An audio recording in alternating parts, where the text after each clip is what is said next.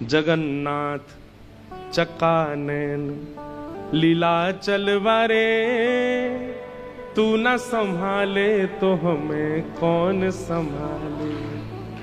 जगन्नाथ चकानैन लीला चलवारे, तू न संभाले तो हमें कौन गाओ। जगन्नाथ जगन गाओ, एक एक शब्द गाओ हमारे साथ। हे जगन्नाथ चकानैन, जगन्नाथ चकानैन लीला चलवारे, तू न संभाले तो हमें कौन संभाले। हे तू न संभाले तो हमें कौन संभाले। हो मेरी ये नैया है अब तो तेरे हवाले, मेरी ये नैया है अब तो तेरे हवाले।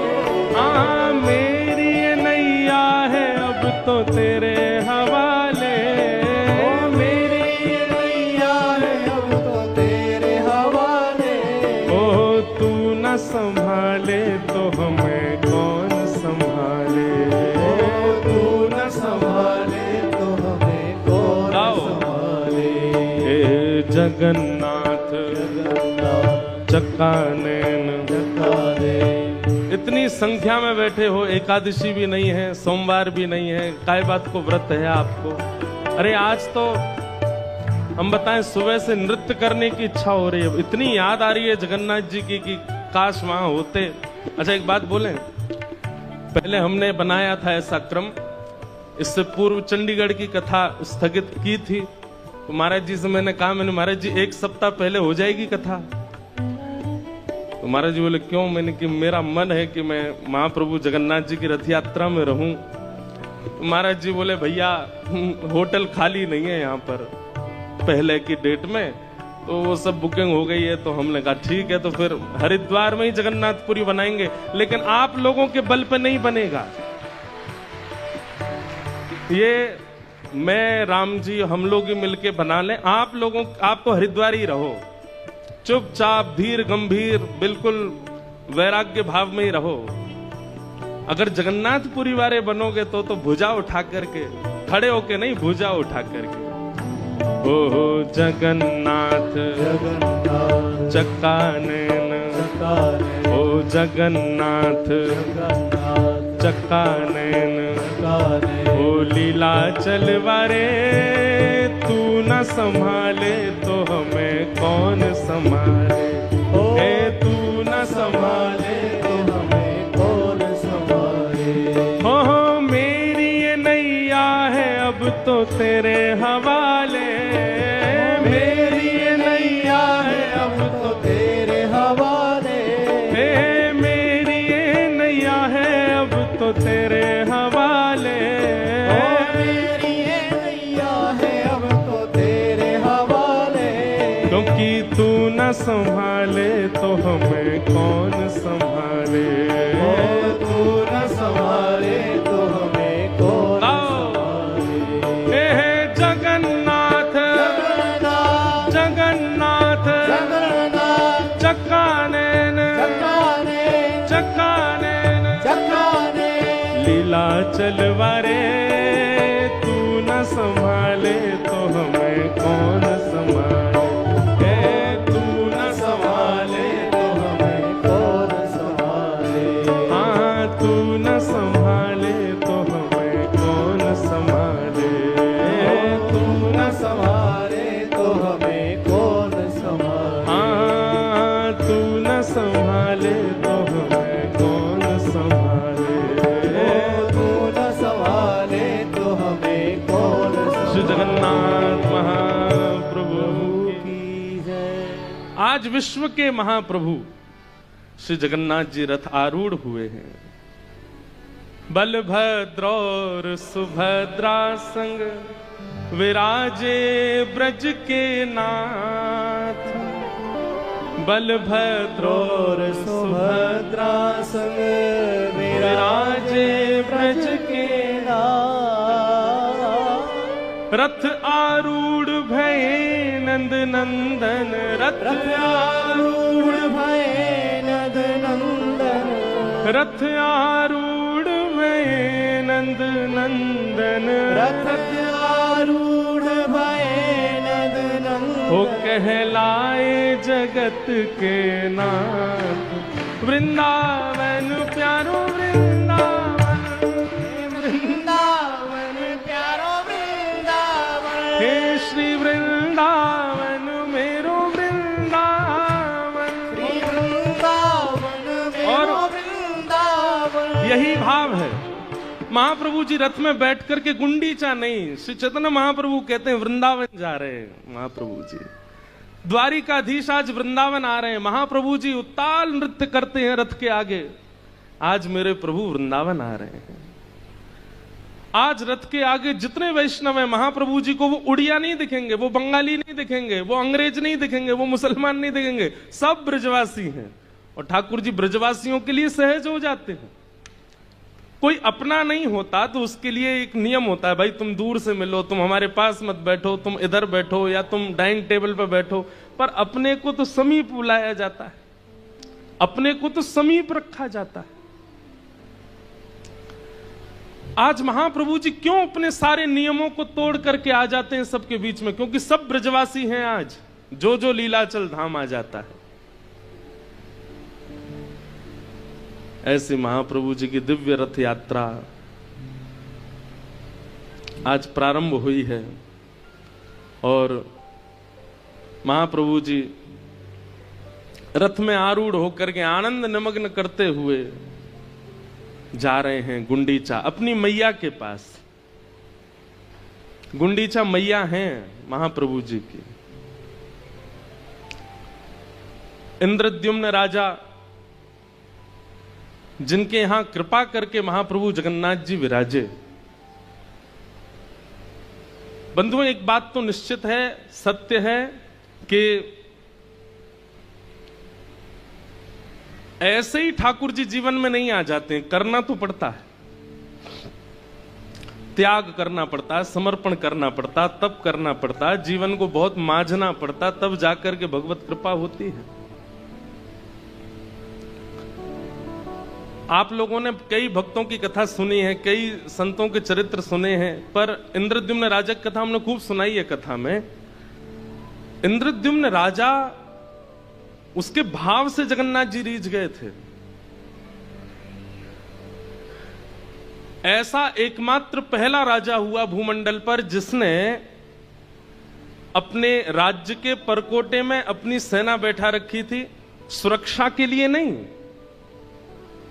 केवल यह देखने के लिए कि कोई भी तीर्थ यात्री, कोई भी संत, कोई भी महंत, कोई भी महापुरुष, कोई भी वैष्णव यदि मेरे राज्य के परकोटे से जा रहा हो तो उसको लेकर के मेरे पास आना, मैं उनको वंदन करूंगा, अभिषेक करूंगा, चरण वंदन। इतनी वैष्णव भक्ति उनके चित्त में।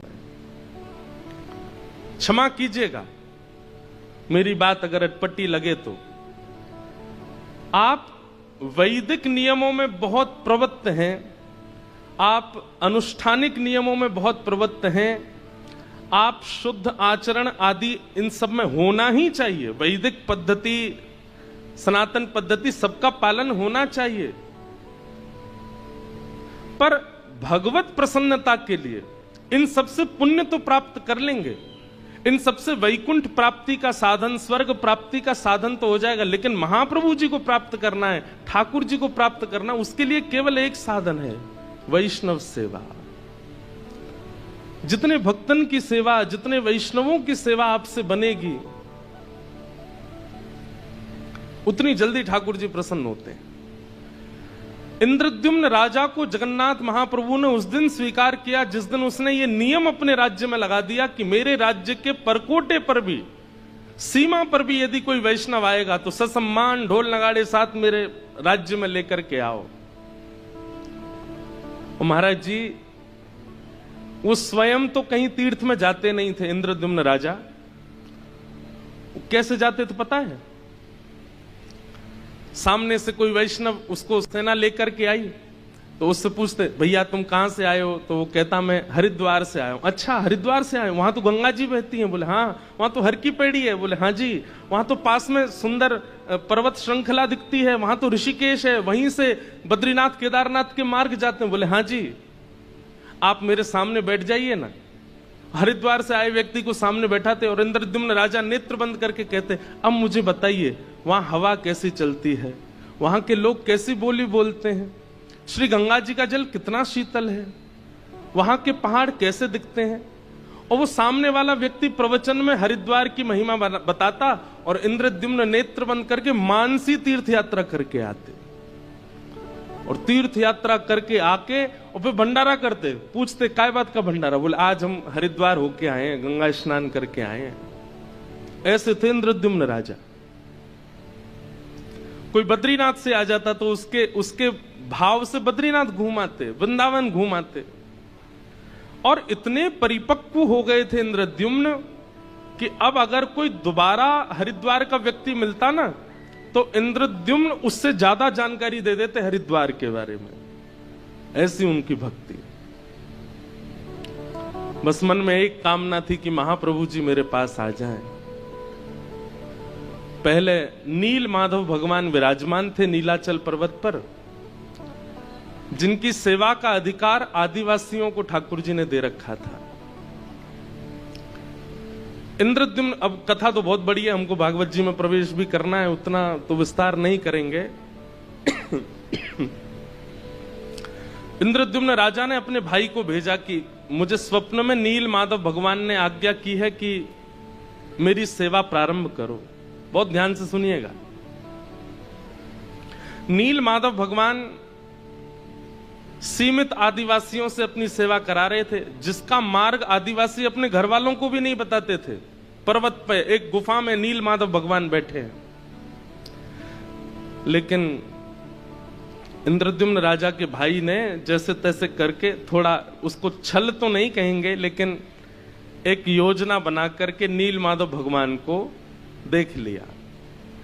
लेकिन किसी कारणवश नील माधव भगवान अंतर्ध्यान हो गए और सेवा इंद्रद्युम्न को प्राप्त नहीं हुई। तब इंद्रद्युम्न राजा ने इतनी विरह वेदना से महाप्रभु जी को पुकारा कि नाथ आप मेरे पास नहीं आए। तो भगवान ने आज्ञा की, बोले तुम चिंता नहीं करो, अब एक योजना से हम तुम्हारे पास आएंगे। भगवान ने आज्ञा करके कहा कि समुद्र में 3 दारू यानी कि लकड़ियां बहती हुई आएंगी, उनसे हमारा एक स्वरूप निर्माण कराओ। कैसा स्वरूप निर्माण? बोले कि वो उन दारू ब्रह्म को, उन लकड़ियों को कोई और आकृति दे ही नहीं पाएगा। जिसको मैंने चुना हुआ है वही आकृति देगा और वो अपने आप तुम्हारे पास आ जाएगा। सावधानी से सुनिएगा, कौन है महाप्रभु जगन्नाथ। तो इंद्रद्युम्न राजा ने गुंडीचा, जहां आज जा रहे हैं महाप्रभु जी, वहीं पर तीनों स्वरूपों को विराजमान किया। बड़े बड़े कारीगरों को बुलाया, बड़े बड़े मूर्तिकारों को बुलाया कि आप ठाकुर जी का स्वरूप बनाओ। मूर्तिकार पूछते कैसा स्वरूप बनाओ? बोले जैसा तुम्हारा मन करे बनाओ। तो कहते हैं मूर्तिकार जब अपने यंत्रों को लेकर के जाते और मूर्ति बनाने की जब चेष्टा करते तो ऐसी खन्न आवाज आती मानो जैसे ये लकड़ी नहीं, ये लोहा है। छेनी हथौड़ा टूट के गिर जाते, लेकिन किसी से भी स्वरूप निर्माण हुआ नहीं। तब विश्व के सबसे बड़े मूर्तिकार, कलाकार विश्वकर्मा, वे एक वृद्ध मूर्तिकार का रूप धारण करके आए और आकर के इंद्रद्युम्न राजा से कहा, भगवान मुझे एक बार अवसर दीजिए। तो इंद्रद्युम्न हंसने लगा। इतने बड़े बड़े कलाकार बंगाल के, उड़ीसा के, आदि आदि क्षेत्रों के सब हाथ खड़े कर गए। आप तो वयोवृद्ध हैं, आप तो शमशान में लकड़ियां बाट देख रही हैं, आप कहां जाओगे? बोले नहीं, आप एक बार मुझे अवसर दीजिए। गुंडीचा महारानी बोली, जब इतनों को अवसर दिया तो इनको भी दीजिए। राजा बोले ठीक है, आप जाइए, बनाओ, ठाकुर जी का स्वरूप बनाओ। जैसे ही आज्ञा प्रदान की तो विश्वकर्मा ही थे, उन्होंने कहा मेरा एक, फिर मेरी बात माननी पड़ेगी। बोले क्या? बोले आप मूर्तिकार के सिर पर खड़े होके बैठते हो, देखते रहते हो कैसा बनाओगे, क्या करोगे, ये सब नहीं, मुझे एकांत दीजिए। और 21 दिनों तक आप भीतर नहीं आएंगे, मैं अकेले बैठ करके ठाकुर जी का स्वरूप बनाऊंगा। इतना उत्सुक है इंद्रद्युम्न राजा, वो कैसे छोड़ दे ठाकुर जी को अकेला। उसने कहा कि ये तो नहीं होगा, मुझे कैसे पता चले क्या चल रहा है क्या नहीं। बोले तुमको पता भी नहीं करना है भाई, मातृ गर्भ में बालक 9 महीना रहता है। अब पिता की पहले दिन ही इच्छा हो जाए मुझे तो देखना है कैसा, कैसे दिख जाएगा भाई, वो तो 9 महीना में निर्माण होगा तभी तो उसका दर्शन होगा, वो बालक है कैसा। प्रतीक्षा तो करनी पड़ेगी, और बाकी भीतर से कुछ ना कुछ आवाज तुमको आती रहेगी छनी हथौड़ा की, उससे समझ जाना ठाकुर जी निर्माण हो रहा है। इंद्रद्युम्न राजा रोज सुबह उठ जाता और बाहर कान लगा करके बैठा रहता, और जैसे जैसे अंदर से आवाज आती खुश होता, मेरे ठाकुर जी का निर्माण हो रहा। पहले ही व्यवस्था कर दी, बाहर सजाने लग रहा नगरियों को, बड़े बड़े ब्राह्मण बुलाए, बड़े बड़े संत बुला लिए। बोले क्या बात है, बोले उत्सव होगा ठाकुर जी। कब होगा, बोले बस जैसे ही बन जाएंगे ठाकुर जी फिर उत्सव होगा। और एक दिन हुआ, अंदर से कोई आवाज नहीं आई, घबरा गया इंद्रद्युम्न, दौड़ करके खोल दिया द्वार को। तभी देखता है कि सारे जो यंत्र थे बनाने की मूर्ति वो सब नीचे पड़े हैं, और वो वृद्ध वहां है ही नहीं, दिख ही नहीं रहा है, दूर सब जगह देख लिया। और तभी सामने नजर उठा करके देखा तो जन्म वेदी